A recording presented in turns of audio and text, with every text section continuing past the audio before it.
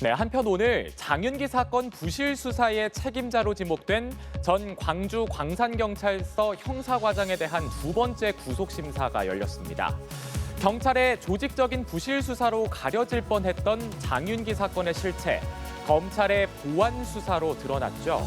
이런 검찰의 보완 수사권, 오는 10월부터는 없어지게 됐습니다. 앞서 전해드린 것처럼 국회 본회의 표결에 오른 형사소송법 개정안, 더불어민주당 주도로 통과됐지요. 법안이 국무회의를 거쳐서 공포되면 검찰은 보완 수사는 물론 증거 수집과 압수수색도 할 수 없게 됩니다. 보완 수사가 필요하다고 판단이 되면 경찰 등 수사 주체에게 요구만 할 수 있습니다.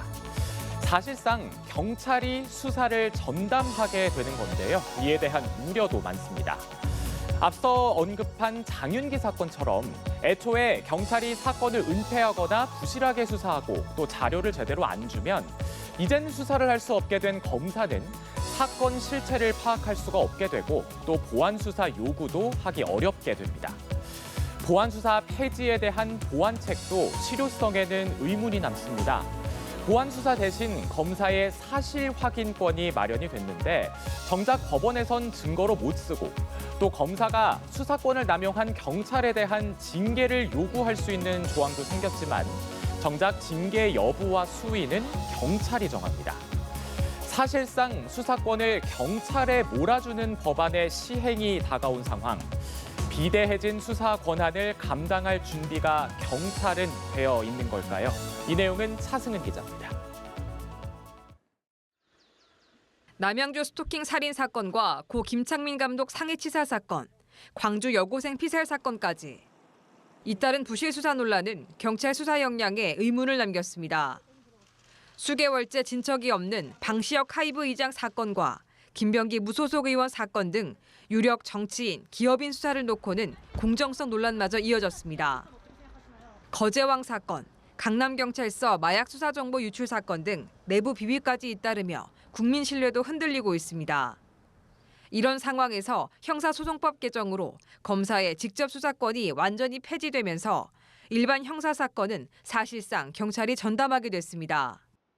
검찰이 경찰 수사 과정의 오류나 부실을 걸러낼 여지가 크게 줄어드는 만큼 경찰 스스로 땅에 떨어진 신뢰를 회복해야 하는 과제를 안게 된 겁니다.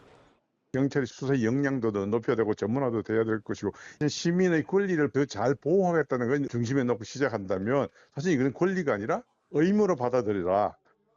경찰은 뒤늦게 조직 쇄신에 나선 상황입니다. 최근 외부 전문가들로 구성된 경찰수사개혁위원회를 출범시킨 데 이어 국가경찰위원회와 국가수사본부 산하에 각각 외부 감찰기구와 내부 비리전담 수사대를 신설하기로 했습니다. 지역 유착을 막기 위한 순환 인사 확대 방안도 추진하고 있습니다.